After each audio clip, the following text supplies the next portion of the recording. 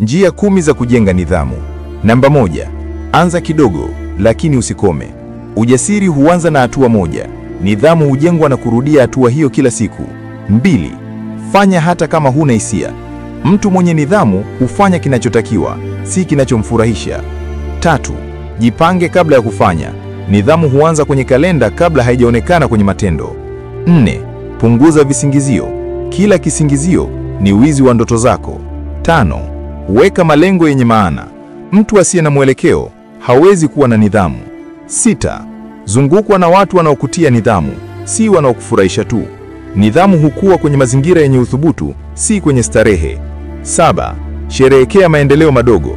Nidhamu hukua pale unapotambua hata hatua ndogo. 8. Kataa kurudi nyuma.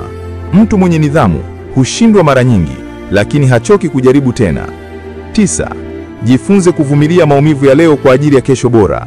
Uvumilivu ni bei ya mafanikio, na nidhamu ndiyo mkubwa wake. 10. Omba nguvu, si fursa rahisi.